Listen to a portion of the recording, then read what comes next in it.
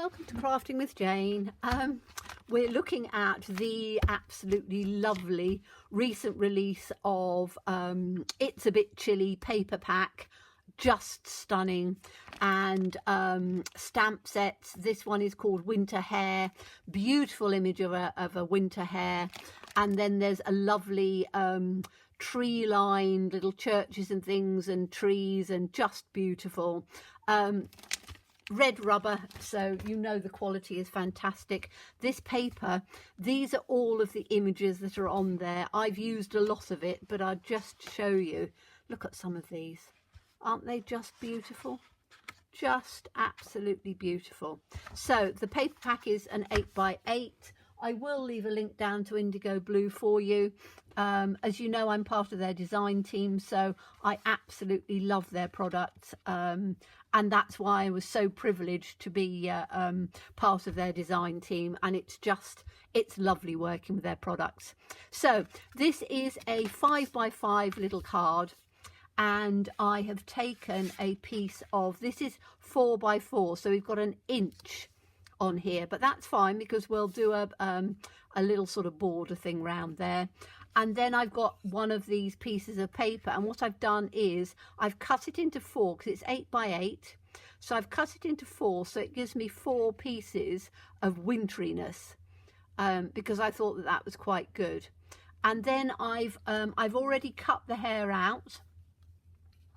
So the hair is going to go in probably a bit like that with the tree on that side, or it might actually go there. Not quite sure. I've just taken it because I don't want the whole of the hair because it's going to fit in like that. And we're going to colour the hair in using watercolour pencils. And I'm using, these ones are the Aqua Blend by Spectrum Noir. They're artist watercolour pencils. Any watercolour pencils would do, but I want to take, there's a lovely palette of greys in here, so I want to take the greys out. In fact, I think I've got most of the ones I want out. Yes, I have. So the greys that we're going to use, and what I'm going to do is I'm going to bring you in a bit so you can actually see. Whoops. Bring you into about there like that. Bring my hair up to there, and then you can see. Okay, so the pencils I've got are dark slate, asphalt, and gravel. So gravel is the palest, so I'm literally just going to go over the whole of the image. And again, I'm not overly egging it because I want some little bits of white coming through, so I'm just taking it through and quite quickly colouring it through. When you do it, spend a little bit more time. The only thing you need to want to do when you're colouring like this is to make sure that you go in line with the fur. So do strokes that are going to be in line with where the fur's coming. So you can see I'm doing it as the fur would lie. You want to be colouring in that direction. So, and on these pieces, because I want some more shadow out on that side, I'm colouring it like that. Okay, so that's that colour. Now I'm going to go into the second darkest, which is the asphalt. And I just want to do round this part. And we did it before with the fox. So I'm just doing it in this way. And then I can just do a little bit of darker in here. So we've got the different, because the coat would not be just one colour. And then let's get the darker one in on here. I just want to make sure that we've got that nice darkness coming through, and we'll just have a couple more little bits like this on here, like that. Okay, so that's, could do a little bit more on the inside of that bit of the ear. There we go. Okay, so very quick and easy. And then all I'm going to do is I'm going to take my paintbrush and literally just give a little bit of a wash in on here, so we can have the dark coming up and the light. And as I say, I'm not using it very much at all. I'm literally just giving it a little bit of a wash in here. You'll spend more time, and this is quite a small brush, but it works quite well to just give that little bit of colour coming through. Okay, so let me just bring that back out again. There we go. So that is our beautiful hare done.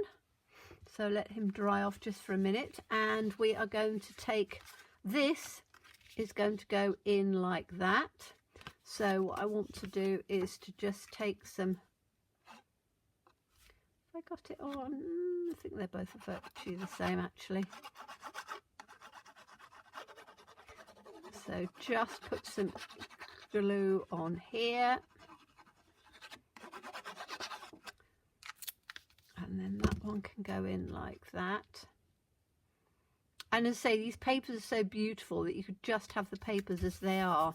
Now I want, because I've got quite a wide border on this, and again it depends how much paper you've got left. So I didn't have a huge amount of this paper, so I didn't have enough to do everything that was in on here. So I can make it just a little bit bigger by doing just a mount here in the silver. So I'm going right to the edge like that, and it just gives a little bit of an extra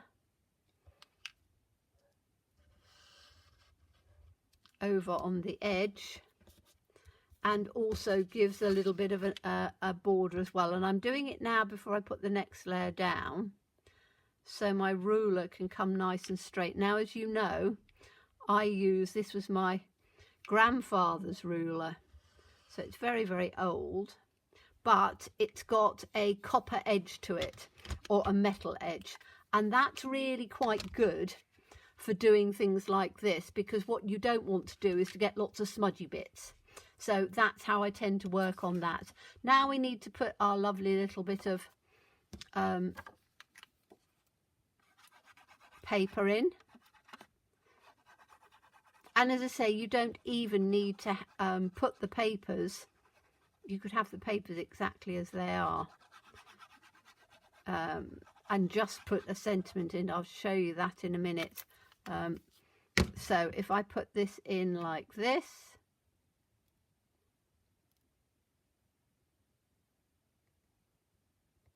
there we go, and we've only got a little border on this one, but having that gold silver around there just brings it out a bit. So if you wanted to, you could literally just put a little sentiment like that on with winter, and you've got a card in itself. You don't need to add anything more. But I really wanted to add the hare, and I think I'm going to put the hare like that actually. So I've got the trees coming out and the wintry scene on here. Okay, so I'm just going to take this. I say, excuse the noise, that's next door's dogs just either going out or coming back from having a walk, and they get so excited. They're spaniels, and they just bark every time he takes them out. But it's one of the joys of living right next to, about 100 yards away from a 300-acre deer park, which is everybody in the area comes and walks their dogs there because it's just a beautiful park. There's a castle there, and the time I walk the dog, my dog, which is just about dawn at the moment, and I quite often see the deer because they're very shy and quiet, but they're out normally at dawn and dusk. So we're going to put this one here, and I just want to make sure that the little feet, because I've cut it perfectly, so I want to line that up to where I've cut it.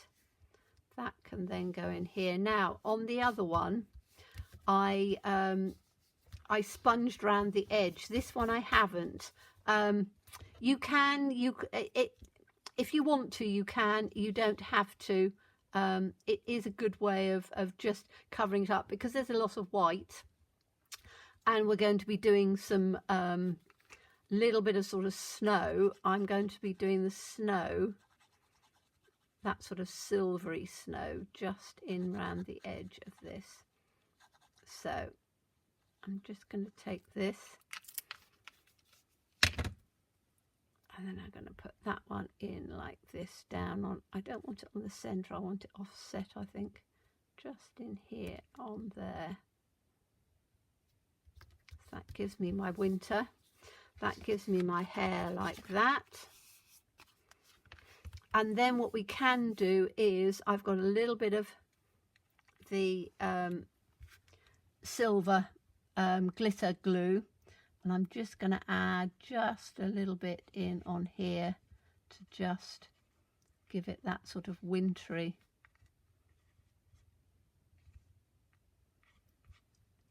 look like that. And then just to do another little finishing touch, I've got a fan brush. I'm just looking to see, I think my smaller fan brush is out on the other side. And what I'm going to do is, I'm going to use, a great thing to use is,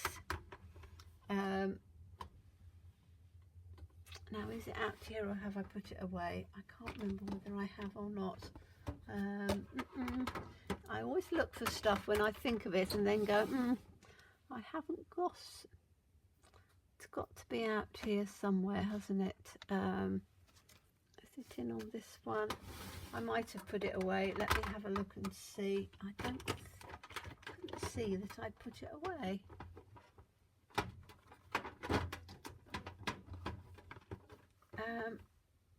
No, I haven't. I'm looking for my pot of white gesso.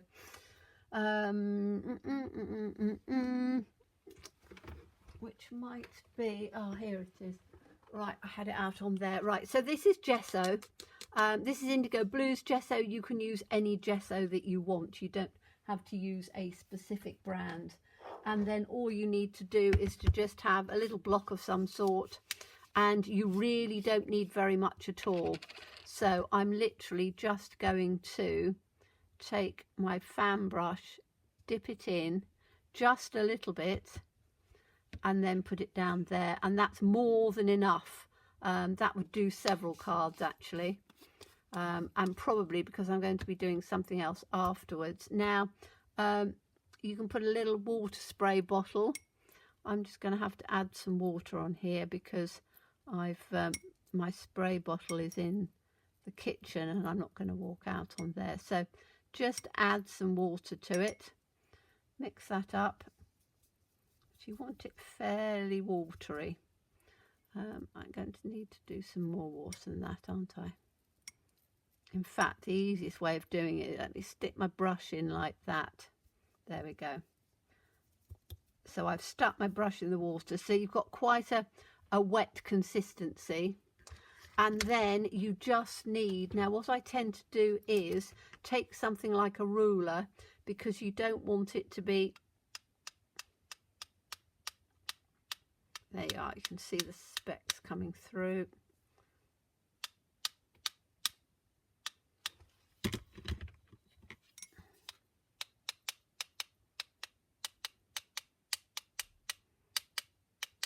Just want some little specks of that. It's not coming through very well actually. It's probably because I haven't got it. That's better. Let's try and do it with this. That's better. I want some little bits on there.